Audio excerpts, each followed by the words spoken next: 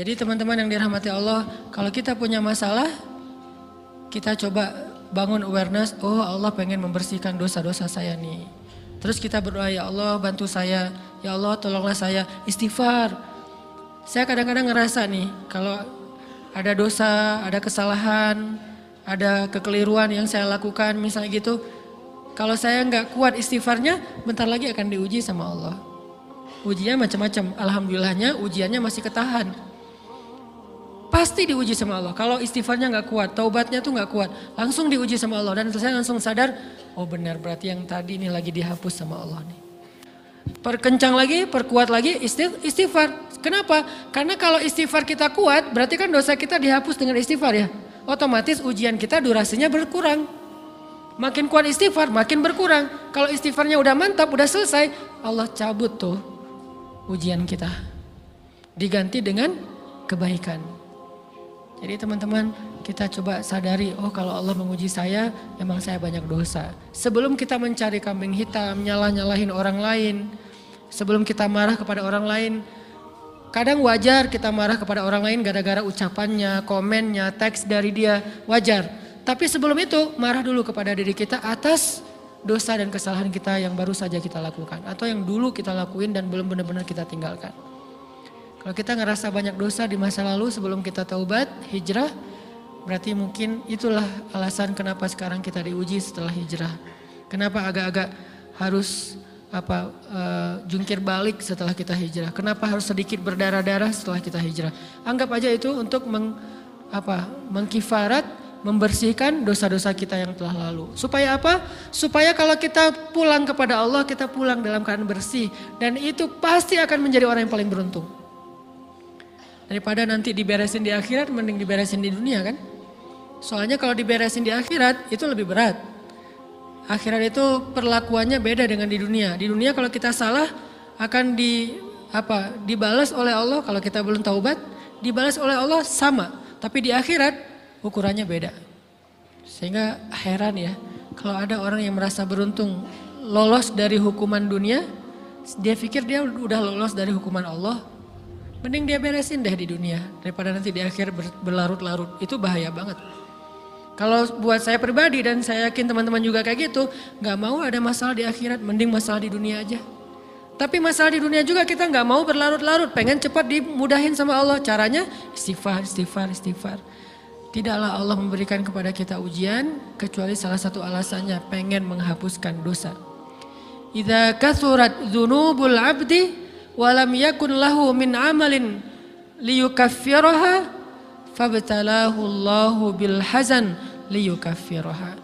Kalau seorang hamba banyak dosa dan dia nggak cukup amal untuk mengkifarat dosa-dosanya, Allah akan menguji dia dengan rasa sedih, dengan rasa kecewa, dengan rasa berat, sakit hati untuk mengkifarat dosa-dosanya. Itu yang kita bangun, sehingga kalau ada masalah sama orang lain, kita memperbaiki diri dulu. Bukan sibuk dengan kesalahan dia terus menerus yang gak mau kita maafin. Misalnya ada teman kita nih, jadi clash sama kita. Hal pertama yang kita bangun, astagfirullahaladzim saya banyak dosa nih. Tapi kan yang salah dia, ya tapi mungkin dia gak akan mengatakan kalimat itu, gak akan bersikap kayak gitu kalau kita gak punya dosa. Allah sengaja mengutus dia untuk menguji kita lewat kata-katanya, lewat perilakunya, karena kita punya dosa. Jadi penyebab pertama diuji itu bukan teman kita yang salah, itu penyebab kedua. Memang dia salah dan itu harus kita akui, realistis lah. Dia salah, dia nggak pas, dia nggak bijak, dia apa. Oke, tapi yang mentakdirkan dia salah kepada kita, Allah Subhanahu Wa Taala. Kenapa Allah takdirkan gitu? Karena kita masih punya banyak dosa. Allah kirim kita ujian, bisa manusia, bisa alam, bisa dalam diri kita sendiri. Itu semuanya adalah cara Allah untuk menguji kita dan membersihkan dosa-dosa kita. Ini yang kita bangun pertama.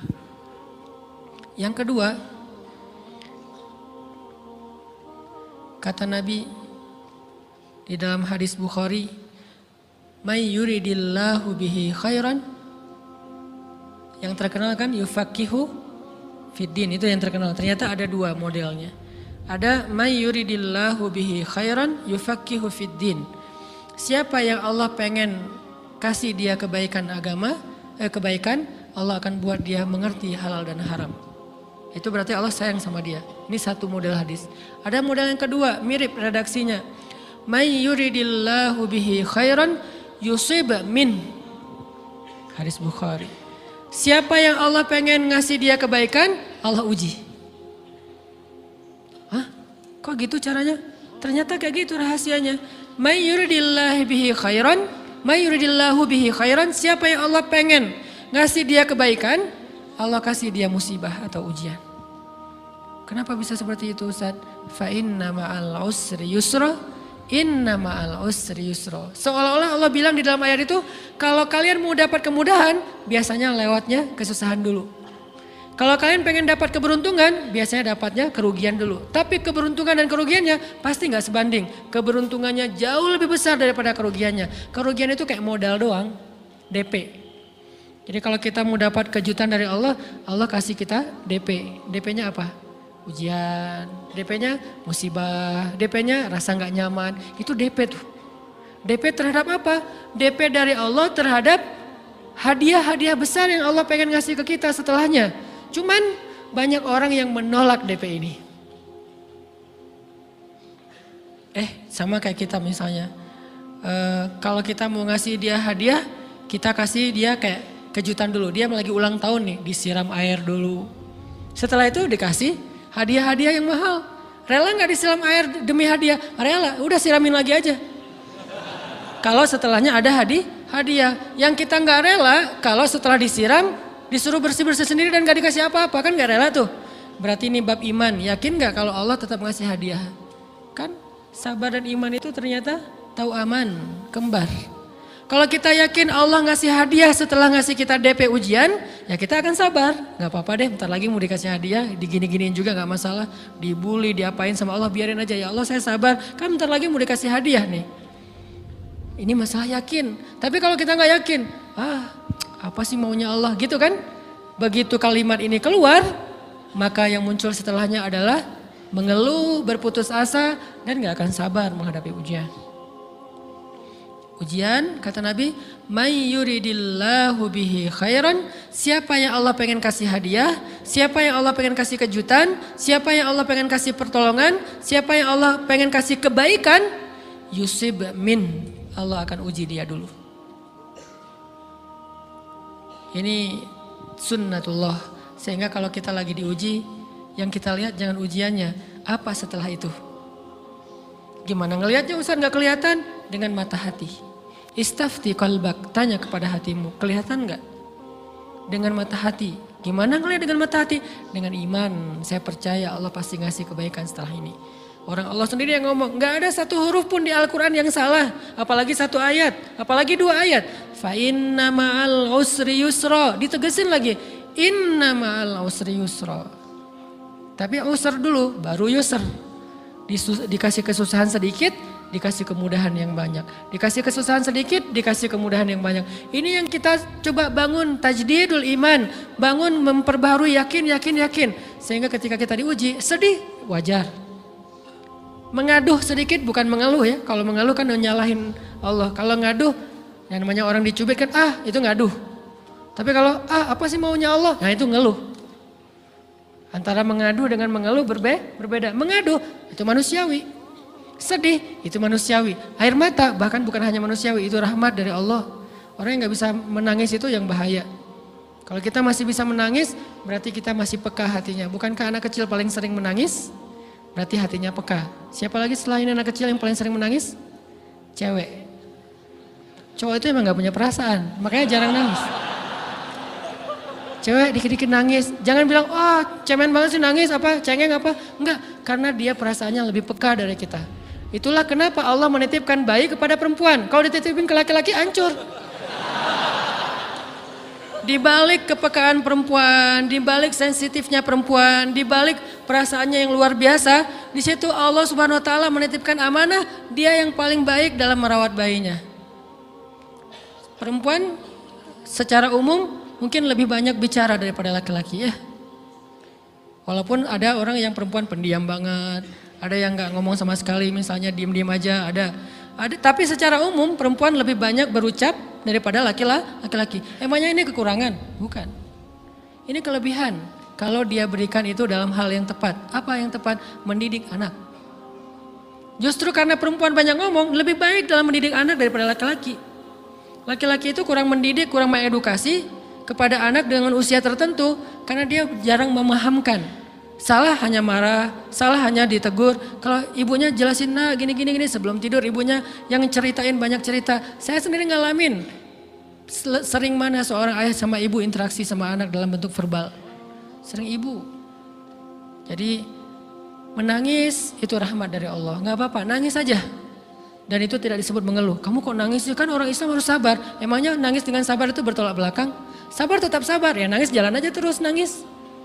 Nangis apa pakai nangisnya nggak cuma nangis doang, emotikonnya juga nangis, berderai-derai gitu. Sampai air matanya menggenang gitu kan ya. Boleh lah. Ditambah lagi dengan visual menangisnya posting bahwa dia lagi tertusuk duri dengan postingan kaktus atau apalah. Dia pengen share ke semua orang bahwa saya sedang sedih. Sehingga nanti ketika ada orang yang menghibur dia dengan sedikit kata-kata yang sabar ya segala macam, wah makin berderai-derai. Itu belum jadi, kecuali dia keluarkan kata-kata mengeluh, baru dia disebut orang yang banyak mengeluh, berputus asa. Kalau mengaduh wajar, walaupun ada nabi udah diuji berat gak mau mengaduh, apalagi ngeluh. Zakaria digergaji mengadu aja enggak. Kenapa? Karena kata malaikat kalau kamu mengaduh sedikit aja, maka Allah Subhanahu wa taala akan menghancurkan kaum ini. Dia kasihan kepada kaumnya, enggak mau mengaduh. Satu-satunya orang yang kita tidak boleh mengaduh hanya orang tua. Atau itu mengeluh kalau untuk orang tua. Kalau yang lain enggak disebut mengeluh. Kalau ke teman, malas enggak apa-apa. Jangan sering-sering tapi. Apaan sih? Ke teman boleh. Tapi ke orang tua, saja itu bukan lagi mengadu, itu sudah mengeluh. Khusus untuk orang tua. Kalau di antara manusia. Kalau kepada Allah dan Rasul, pastinya lebih dari itu. Ketika kita diam saja, tidak langsung beranjak sami'na wa ata'na labbaika ya rabbi wa sa'daik, enggak memenuhi panggilan Allah, itu sudah disebut bagian dari kufur ingkar. Tapi minimal kita mungkin masih mengaduh, kita masih menangis, kita masih lelah, kita masih merasa lemah. Setidaknya kita tidak mengeluh. Kenapa? Kita percaya Allah kalau mau ngasih hadiah kepada hambanya, DP-nya itu ujian. Dan yakinlah hadiahnya minimal 10 kali lipat lebih baik daripada ujian itu. Minimal, karena gak ada amal soleh yang dibalas di bawah 10 kali lipat tuh gak ada. Amal soleh, amal ya bukan niat. Amal yang udah kita kerjakan minimal dibalas 10 kali lipat. Minimal, maksimalnya bighairi hisab, tanpa batas. Bighairi hisab, tanpa batas. Ada yang 700 kali lipat kayak sedekah. Tapi tetap aja ayat sedekah di akhirnya ujung-ujungnya apa? Bighairi hisab juga kan? Berarti sedekah itu minimal dibalas 700 kali lipat. Minimal. Kalau kita yakin. Selalu syaratnya kalau kita yakin. Dan saya ngebuktiin itu banget. Saya pernah ngalamin lagi jalan-jalan di sebuah kota yang ada becak kayuhnya, becak sepeda gitu ya. Jalan terus saya bilang, Pak berapa ongkosnya? 20.000. Udah naik aja 20.000. Karena kita keliling-keliling kota, ternyata saya jadi kasihan sama dia 20.000. Kasihan kan 20.000 dibayar keliling kota, walaupun pas mampir beberapa tempat mungkin dia dapat tips ya. Tapi saya nggak tega gitu, dia cerita tentang anaknya lagi sekolah, apa segala macam, makin bikin baper kan. Pas selesai, saya kasih dia 100.000. Dari 20.000 dikasih 100.000 karena kasihan. Dan saya yakin, nggak mungkin sedekah itu sia-sia. Kan Nabi bersumpah kan, demi zat yang jiwaku di dalam genggamannya, tidak berkurang harta karena sedekah. Demi Allah kata Nabi, nggak berkurang harta karena sedekah. Berkurang harta karena belanja? Ya. Berkurang harta karena pacaran? Banget. Modal banget kan? Apalagi buat cowok. Tapi berkurang harta karena sedekah? Gak mungkin kata Nabi. Demi Allah gak berkurang harta karena sedekah. Berkurang harta karena istri? Enggak. Karena memberi kepada istri itu pahalanya lebih gede daripada sedekah. Makanya ngemodalin pacaran setelah nikah itu tumbuh berkah. Modal pacaran sebelum nikah itu apes.